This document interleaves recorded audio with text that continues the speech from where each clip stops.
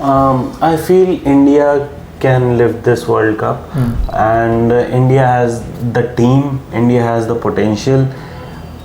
It's just the matter of nerves. I'm rooting for India-Australia final in the World Cup.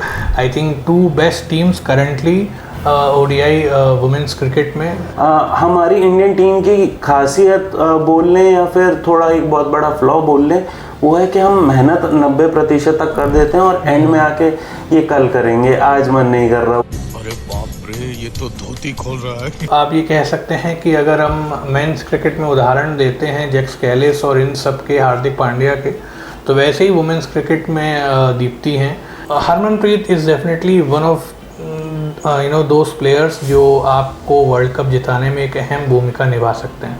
वो जो आप बात कह रहे हैं वो तो मतलब गेम का पार्ट है ना, एक तरीके से कि बल्ला या पैड लगा देती है इंग्लैंड की टीम और उन्हें एक्स्ट्रा रन्स भी मिल जाते हैं बहुत टाइम से, कभी कभी तो वर्ल्ड कप भी मिल जाता है. प्रेडिक्शंस के ऊपर अगर बात की जाए तो who do you think will be the top wicket taker for this World Cup, Women's World Cup? India women's tour of England 2025, जहां पर एक जगह देखा जा रहा था कि मेल क्रिकेटर्स यानी कि मेंस क्रिकेट टीम के ऊपर सारा का सारा फोकस था, वहीं पे सुमड़ी में साइड से एकदम से इंडिया वुमेन्स टीम ने करिश्माई खेल खेलते हुए दोनों सीरीज जीती. दोनों सीरीज यानी कि T20I सीरीज और ODI सीरीज, इन दोनों सीरीज को देखते हुए ऐसा प्रतीत हो रहा था कि इस साल वर्ल्ड कप है, इंडिया कैसा परफॉर्म करेगी. इन सब चीजों के ऊपर टेंशन थी, लेकिन वो सारी टेंशन्स खत्म हुई. सारे के सारे प्लेयर्स फॉर्म में थे और एक प्लेयर जो कि आगे जाके हमें पता लगा कि जो 30 लॉन्ग लिस्ट थी उसमें भी नहीं थी, उसने परफॉर्म किया और वो इस सीरीज की फाइन बनी. नमस्कार, welcome to Cricket Times podcast. मेरा नाम है आकाश और आज हम बात करेंगे क्रांति गौड़ की with Akshat Gaur.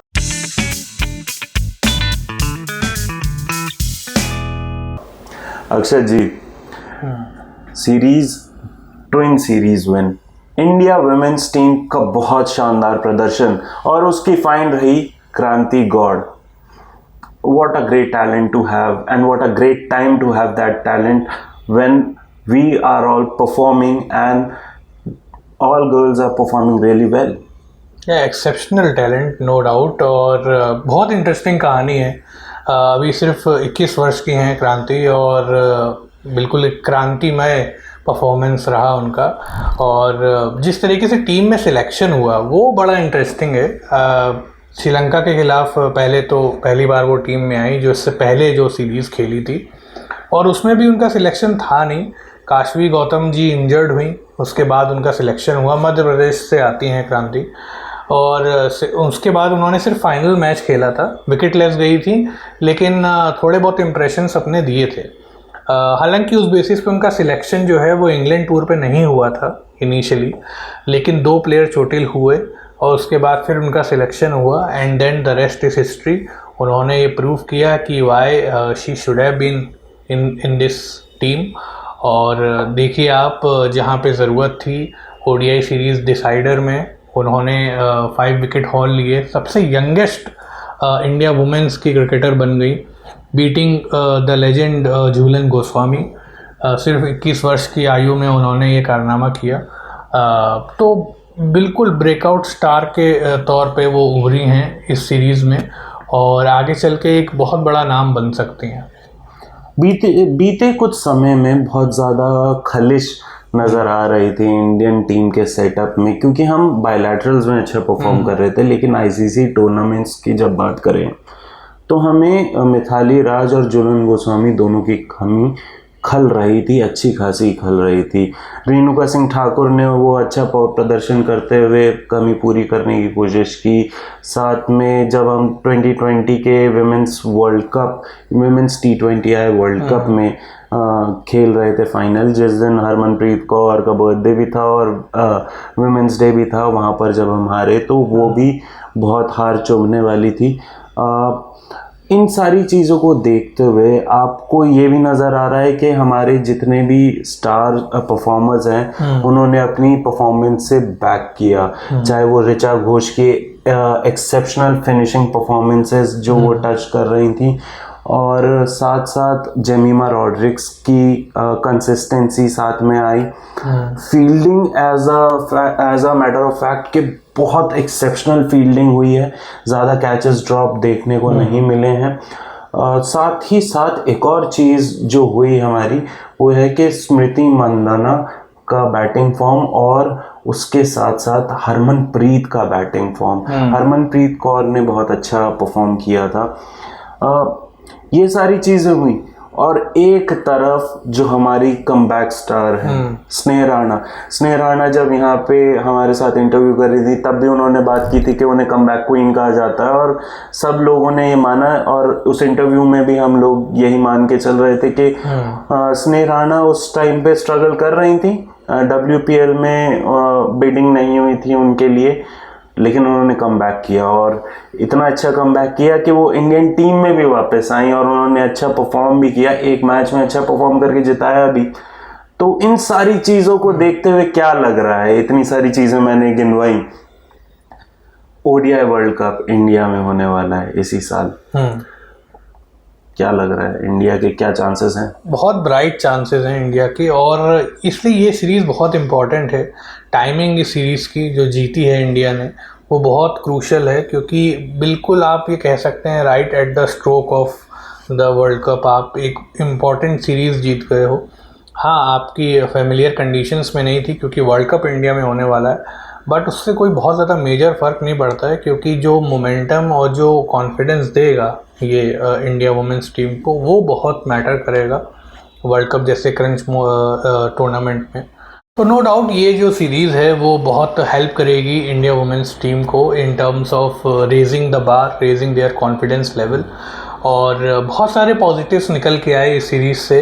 Right before this series ऐसी बातें चल रही थी कि हरमनप्रीत कौर की कैप्टनसी पे एक वो सवालिया निशान लग रहा था, क्योंकि वो फॉर्म में नहीं थी इतने लंबे समय से, और कोई ऐसी मैच जिताओ पारी भी नहीं आ रही थी उनके बल्ले से। एक आध फ्लैशेस ऑफ ब्रिलियंस ज़रूर देखने को मिले थे, लेकिन ऐसा नहीं है कि जिस लेवल की वो प्लेयर हैं उस लेवल का परफॉर्मेंस नहीं आ रहा था। बट एक अच्छी चीज़ ये हुई कि आप देखिए फाइनल मैच में उनका एक बहुत बेहतरीन उन्होंने पारी खेली, तो इसलिए ये एक पॉजिटिव चीज़ थी। स्मृति का भी एक अच्छा अप्रोच रहा इस सीरीज़ में, जो वाइट बॉल की सीरीज़ थी। T20I में वो लीडिंग रन स्कोरर थी जो सीरीज़ गई है इससे पहले। तो बॉलिंग में भी एक नया स्टार उभर के आया, हालांकि कुछ स्टार छोटे रहे, लेकिन उसके बावजूद कोई ख़ास फ़र्क नहीं पड़ा इस यूनिट को। तो बहुत सारे पॉजिटिव्स को अगर देखते हुए ये हम लोग चलें आगे, तो बिल्कुल इंडिया इस बार के वर्ल्ड कप में ऐसा लग रहा है कि प्रिपेयर्ड है, और सारे जो डिपार्टमेंट्स हैं वहाँ पे फील्डिंग एक बहुत बड़ी कमी रही है इंडियन टीम की वुमेंस की, लेकिन पिछले कुछ समय में कुछ ऐसे प्लेयर्स आए हैं लाइक राधा यादव जिन्होंने फील्डिंग के स्तर को बहुत वो ऊपर ले गए हैं, और फील्डिंग कमाल की हो गई है इंडियन वुमेंस टीम की। तो इसलिए ये सब अगर पॉइंट्स देखे जाएं तो डेफिनेटली बहुत ब्राइट चांस है इंडिया का इस बार। और हाँ, हरमनप्रीत कौर की अगर हम बात करें तो वो बहुत निराश भी रही होंगी जब वो थोड़ी सी असमर्थ रही। एक या दो मैचेस जो कि क्लीन स्वीप भी हो सकते थे T20I में, जीतते जीतते हम हार गए थे, लेकिन कितने ही हारे और अच्छे खासे तरीके से, अच्छे खासे मार्जिन से हमारे। और इस बार तो स्पिरिट ऑफ द गेम की बात चल रही है वहाँ पर जहाँ मेंस क्रिकेट टीम खेल रही है, लेकिन जब स्पिरिट ऑफ द गेम की बात आती है तो वो भी चीज़ याद आती है जब आखिरी बार 2022 में Indian women's cricket team ODI series I guess जीत रही थी, और तब शार्लेट डीन अच्छी दिख रही थी, लेकिन उन्होंने रूल तोड़े थे और वो बाहर जा रही थी क्रीज के, तो दीप्ति शर्मा ने उन्हें रन आउट कर दिया था। और तब इंग्लैंड मीडिया उठा, जितने भी holders of English cricket and the spirit of the game, वो सब बोलने लग गए थे कि this is against, this is not how you play cricket, फलाना ढिमकाना। लेकिन इस बार तो वो शॉर्ट तरीके से क्लीनली हारे हैं और बेटर टीम इंडिया ही दिखी। अब इतनी बातें हुई हैं स्पिरिट ऑफ द गेम की और इतनी बातें हुई पूरी सीरीज़ के बारे में, तो आपके लिए स्टार परफॉर्मर क्या दीप्ति शर्मा रहेंगी इस इंडियन सेटअप की? क्योंकि वो लगातार परफॉर्म करती रही, उन्होंने बल्ले से भी परफॉर्म किया, उन्होंने गेंद से भी परफॉर्म किया, फील्डिंग में उनका कैच जब फाइनल चल रहा था ओडीआईज का, उन्होंने एक डाइविंग कैच लिया, वन हैंडेड स्टनर पकड़ा। उसके बारे में अगर हम बात करें तो दीप्ति शर्मा के लिए अलग से ही एक पॉडकास्ट हो सकता है जिस तरीके की वो परफॉर्मेंस देके गई हैं। बिल्कुल। And before actually coming to this point, आपने पॉइंट उठाया था इससे पहले कि स्पिरिट ऑफ द गेम वाला जो कंट्रोवर्सी हुई थी लास्ट टाइम जब इंडिया इंग्लैंड में थी वुमेंस की टीम, इस सीरीज़ में भी एक चीज़ हुई थी। इंग्लैंड की ओपनर हैं टैमी, और उन पर ऑब्स्ट्रक्टिंग द फील्ड का एक तरीके से आप कह सकते हैं कि आरोप लगा था, जो कि प्रतीत होता है कि क्लियरली था, लेकिन हालांकि उस पर जो है कंट्रोवर्सी उस लेवल की नहीं हो पाई जिस लेवल की शायद पिछली बार हुई थी। मे बी शायद विक्टिम इस बार इंग्लैंड की थी इसलिए नहीं हुई, या सॉरी जो आप कह सकते हैं जिन्होंने कमिट किया वो इंग्लैंड की थी, शायद इसलिए नहीं हुई। ऐसा हमेशा होता है, कोई नई बात नहीं है। तो एक just I wanted to raise this point. वो जो आप बात कह रहे हैं वो तो मतलब गेम का पार्ट है ना एक तरीके से, कि बल्ला या पैड लगा देती है इंग्लैंड की टीम और उन्हें एक्स्ट्रा रन्स भी मिल जाते हैं बहुत टाइम से, कभी कभी तो वर्ल्ड कप भी मिल जाता है। तो ये तो गेम का पार्ट है और इंग्लैंड की स्पिरिट ऑफ द गेम की आत्माएं वहाँ नहीं जागती हैं, तो वो गेम का पार्ट रहता है और उनके लिए वैलिड है जस्ट बिकॉज वो इंग्लैंड से खेल रहे हैं इसलिए। बिल्कुल। और देखिए हमारे जो सहयोगी हैं उन्होंने बिल्कुल सही कहा। मूविंग ऑन, दीप्ति शर्मा के बारे में बात हो रही है। दीप्ति शर्मा नो डाउट एक बहुत स्पेशल टैलेंट है और डिस्कवरी है इंडियन क्रिकेट टीम की। जब से वो आई हैं इस टीम में तब से रेगुलरली वो क्रंच मोमेंट्स पे, क्रूशियल मोमेंट्स पे इंडिया के लिए परफॉर्म कर रही हैं इन एवरी सेक्टर, चाहे वो बॉलिंग हो, बैटिंग हो, फील्डिंग हो, और इवन लीडरशिप में भी वो अपने जो एक्सपीरियंसेस हैं वो शेयर करती हैं। यूपी जो वॉरियर्स की टीम है WPL में, उसमें भी उनका एक बड़ा योगदान रहा है। तो इसलिए Deepti Sharma is no doubt, आप ये कह सकते हैं कि अगर हम मेंस क्रिकेट में उदाहरण देते हैं जैक्स कैलिस और इन सब के, हार्दिक पांड्या के, तो वैसे ही वुमेंस क्रिकेट में दीप्ति हैं स्पिनिंग ऑलराउंडर, और अपने लेवल पे वो बहुत अच्छा परफॉर्म करती हैं और उनको जो दूसरी टीम्स हैं वो लाइटली नहीं लेती हैं, क्योंकि जानते हैं कि वो जिस पोजीशन पे आती हैं बैटिंग में वहाँ से गेम चेंज कर देती हैं, और बॉलिंग में तो उनका बहुत बड़ा एक्सपर्टीज़ अब हो चुका है। तो डेफिनेटली दीप्ति शर्मा, और इस बार का जो टूर्नामेंट होगा ODI वर्ल्ड कप का, I think Deepti can be that front runner, when it comes to earning the player of the tournament. Of course, अगर बहुत बड़े ऑलराउंडर्स का नाम लें तो महिला क्रिकेट के बहुत बड़े ऑलराउंडर्स में रही हैं नाइट सिल्वर ब्रंट, अमेलिया कर, हेली मैथ्यूज़, एलिस पेरी, तो इतने बड़े, और अभी तो सदरलैंड भी आ रही हैं, एनाबेल सदरलैंड। इन सब के बीच में आप देखें तो दीप्ति शर्मा अलग से निखर के आ रही हैं, क्योंकि वो अभी नंबर 1 ऑलराउंडर भी हैं और उन्हें वहाँ तक पहुँचने के लिए 6 साल लगे हैं। 6 साल से वो इस कंटेंशन में थी, टॉप में घूम रही थी, और अब जाके उन्हें नंबर 1 की उपाधि मिली है। तो कंपटीशन जो है महिला क्रिकेट में वो बहुत टफ है। और अगर इंडियन क्रिकेट के कॉन्टेक्स्ट में अगर बात करें मेन और विमेन दोनों में, तो दीप्ति शर्मा आपने सही कहा कि हो सकती हैं वो प्लेयर जो युवराज सिंह की तरह आपके लिए पूरा का पूरा वर्ल्ड कप सजा के लेके आ जाएं।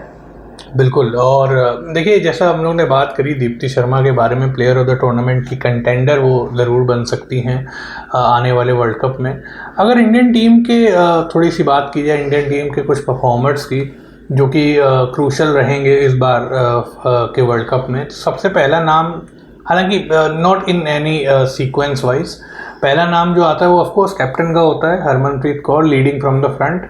अब चूँकि इनकी फॉर्म भी आ गई है, इससे पहले वर्ल्ड कप से पहले इंडिया आई गेस ऑस्ट्रेलिया के खिलाफ भी खेलने वाली है एक सीरीज़, तो वो भी बहुत इम्पॉर्टेंट होगी in terms of preparation. May be शायद आप ये कह सकते हो कि ड्रेस रिहर्सल भी हो सकती है क्योंकि I am rooting for India Australia final in the world cup.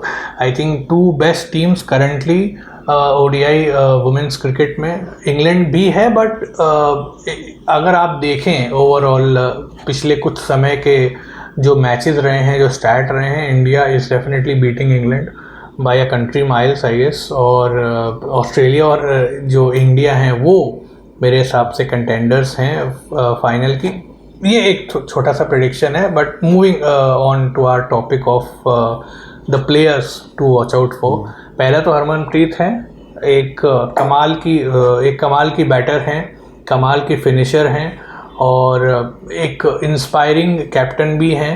उनको साथ मिलता है कुछ ऐसे प्लेयर्स का जैसे स्मृति हैं, दीप्ति हैं। तो Harmanpreet is definitely one of those players जो आपको वर्ल्ड कप जिताने में एक अहम भूमिका निभा सकते हैं। बिल्कुल। और जब दूसरा नाम हम उठा के देखें, हम इम्पैक्ट प्लेयर्स की बहुत ज़्यादा बात करते हैं, चाहे वो T20 आईज हो या वाइट बॉल फॉर्मेट का कोई भी गेम हो, लेकिन जब हम इम्पैक्ट प्लेयर की बात करते हैं, दीप्ति शर्मा तो उस लिस्ट में होंगी ऑफ कोर्स। उनके बारे में इतने कसीदे पढ़ दिए हमने और वो उसको डिजर्विंग भी हैं जितना हमने बोला। Richa Ghosh will be an X factor in this team. Batting जो चलाएंगी वो तो जेमिमा रॉड्रिक्स हैं पूरे लाइनअप में कि कैसे गेम चलेगा, लेकिन जो फिनिशिंग टचेस है, जहाँ पर हमारी इंडियन टीम की खासियत बोल लें या फिर थोड़ा एक बहुत बड़ा फ्लॉ बोल लें, वो है कि हम मेहनत 90% तक कर देते हैं और एंड में आके ये कल करेंगे, आज मन नहीं कर रहा, वो ध्रुव राठी वाला जो होता है कि ये हो जाता है। लेकिन जब आप बात करते हैं फिनिशिंग टचेस की, तो ऋचा घोष बहुत कम टाइम पे ऐसा है, वो बीच में गेम छोड़ देती हैं, वो हमेशा एंड तक ले जाती हैं और जिता के आती हैं। तो she has that player and she will be the second most important player of this team. बिल्कुल, थोड़ा सा अंडर रेडार रहती हैं ऋचा घोष। कई बार ऐसा लगता है कि उनमें जो एबिलिटी है उससे थोड़ा सा कम परफॉर्म करती हैं, कई बार ऐसा लगता है। हालांकि बहुत सारे मैचेस में उन्होंने ऐसा किया है कि उन्होंने एक कंसिस्टेंट अप्रोच लेके वो चली हैं और क्रंच मोमेंट्स पे इंडिया को वो जो कहते हैं ना कि फिनिशिंग लाइन के पार पहुंचाना, वो ऋचा घोष ने किया है। तो यू राइटली पॉइंटेड आउट कि वो बिल्कुल एक्स फैक्टर हो सकती हैं टीम इंडिया के लिए। तो ये कुछ प्लेयर्स हैं, जैसे हरमनप्रीत है। ऑफकोर्स हम लोग ने स्मृति मंधाना की बात अभी नहीं करी है।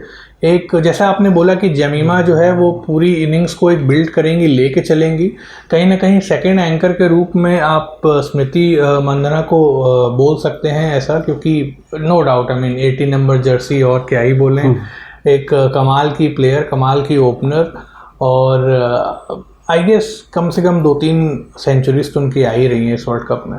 बिल्कुल। सेंचुरीज के बारे में अगर हम बात करें तो एक सेंचुरियन जो हमारे साथ जुड़ने वाली थी, मतलब सॉरी इंडियन टीम के सेटअप के साथ जुड़ रही हैं और जुड़ चुकी हैं, वो नई ओपनिंग बैटर हैं प्रतीका रावल। प्रतीका रावल इंडिया में एक अलग बीस्ट की तरह आपको दिखेंगी खेलते हुए, क्योंकि इंग्लैंड में हाँ थोड़ा स्ट्रगल किया, एक अच्छी टीम के सामने स्ट्रगल किया और बहुत ज़्यादा तू मैं भी हुई थी उनकी, लेकिन अब उनका होम टर्फ होगा, उनके साइड की पिचेस होंगी, उनके तरीके का गेम होगा और वाइट बॉल फॉर्मेट का गेम विमेंस क्रिकेट में बहुत अलग तरीके से चलता है। वो एकदम ब्रैश शॉट हिटिंग नहीं होती है। वहाँ पे प्रतीका रावल एक अलग पेडिग्री के साथ आती हैं और एक अलग पेडिग्री के साथ खेलती हैं, जिसमें आपको 2-3 शतक शायद प्रतीका रावल के भी दिखेंगे और शायद हाईएस्ट रन गेटर्स की लिस्ट में इंडिया की तो हाईएस्ट रन गेटर हो सकते हैं, ये मैं प्रेडिक्ट कर रहा हूँ। लेकिन वर्ल्ड कप के इंटरनेशनल फोरम में अगर हाईएस्ट रन गेटर्स होंगी तो वो प्रतीका रावल हो सकते हैं। She has that potential. बिल्कुल, Pratika has that potential to be in that category of top run scorers in the upcoming tournament. ये तो बात हो गई कुछ प्लेयर्स की कि कैसा होगा परफॉर्मेंस या कैसा हो सकता है, क्या एक्सपेक्टेशंस रहेंगी इन स्टार क्रिकेटर्स से। अब एक जो पुराना पॉइंट था कि क्या प्रेडिक्शन हो सकती हैं, क्या जर्नी हो सकती है इंडिया की इस वर्ल्ड इवेंट में जो आने वाला है, सितंबर से शुरू है, इंडियन पिचेस पे होगा इस बार का वर्ल्ड कप। तो आपके हिसाब से क्या जर्नी रहेगी इंडिया की, कहाँ तक इंडिया जा रही है? I feel India can lift this World Cup. And India has the team, India has the potential. It's just the matter of nerves कि किस तरीके से इंडिया खेले. इंडिया अगर चाहे तो वो ऑस्ट्रेलिया जैसी टीम को भी हरा सकती है, क्योंकि अब ऑस्ट्रेलियन की टीम वैसी इनविंसिबल्स नहीं है. आप एलिसा हीली को हटा दें, आप बेथ मूनी को आउट कर दें तो थोड़ी सी चरमरा जाएगी. आपको फिनिशिंग में एलिस पेरी को आउट करना पड़ेगा. लेकिन आप जब ऑस्ट्रेलियन टीम को देखें तो 4 ही प्लेयर्स उनके खतरनाक दिख रहे होते हैं. फीबी लिचफील्ड आई और एकदम से गायब सी हो गई हैं, दिख नहीं रही हैं उनके ऑस्ट्रेलियन सेटअप में इतनी अच्छी तरीके से. लेकिन Annabel Sutherland, Alyssa Healy, Beth Mooney और एलिस पेरी, ये 4 विकेट्स और इन 4 प्लेयर्स के ऊपर अगर इंडिया चढ़ के खेले तो हो सकता है कि इंडिया ऑस्ट्रेलिया को बहुत बुरी तरीके से हरा पाए इस वर्ल्ड कप में और इस वर्ल्ड कप के फाइनल में, जो कि हमें लग रहा है कि इस वर्ल्ड कप के फाइनल में और इंडिया और ऑस्ट्रेलिया होने वाला है. बट देखा जाए तो बहुत बड़ी टीम्स भी हैं इस वर्ल्ड कप में. साउथ अफ्रीका एक अच्छे फॉर्म में, जहाँ पे लॉरा वुल्फार्ट और अलग अलग प्लेयर क्लोई टायरन खेल रही हैं साथ ही में. वहाँ पे श्रीलंका में भी चामरी अट्टापट्टू खेल रही हैं. दूसरी साइड पे आप न्यूजीलैंड की टीम तो T20 चैम्पियंस है, वर्ल्ड चैम्पियंस है, तो वो अलग फॉर्म में आएंगे. और अगर बात की जाए तो पाकिस्तान के बारे में इतना बात होनी नहीं चाहिए, लेकिन वो भी टीम फॉर्म में है, जिसको हम बाहर जाके खेलेंगे श्रीलंका में. तो वो भी एक चैप्टर आएगा. तो इतनी सारी चीज़ें हैं, तो उसमें India I feel will be on their home turf, Sri Lanka will be on their home turf. तो 3 टीम्स तो पक्का सेमीफाइनल्स खेल रही होंगी, और उसमें मैं श्रीलंका को भी ऐड करूँगा, इंडिया को और ऑस्ट्रेलिया को. England, New Zealand, south Africa and West Indies will be fighting for the fourth spot in the semifinals. हाँ बिल्कुल, काफ़ी सही प्रेडिक्शन है आपका, काफ़ी क्लोज है. श्रीलंका के संग अगर आप देखें तो सिर्फ एक दिक्कत है कि कहीं ना कहीं वो एक बड़े प्लेयर पे पूरी तरीके से निर्भर हैं. हर्षिता करके उनकी एक और प्लेयर हैं जो अच्छी परफॉर्मर हैं, पिछले कुछ मैचेस में बहुत अच्छा परफॉर्म किया है. चामरी को बिल्कुल उन्होंने एक बैकअप की तरीके से सपोर्ट किया है. लेकिन बॉलिंग थोड़ी सी उनकी अभी भी आप ये कह सकते हैं कि वीक कैटेगरी में आप डाल सकते हैं, क्योंकि ऐसी कोई प्रभावशाली बॉलर्स पिछले कुछ समय में श्रीलंका के नहीं निकले हैं. तो किसी भी वर्ल्ड इवेंट में जीतने में जितना सहयोग बैटर्स देंगे उतना ही सहयोग बॉलर से भी आपको मिलना चाहिए. इसीलिए आप देखें कि ऑस्ट्रेलिया या इंग्लैंड जैसी टीम्स परफॉर्म कर पाती हैं, बिकॉज एक बैलेंस्ड टीम हमेशा रहती है.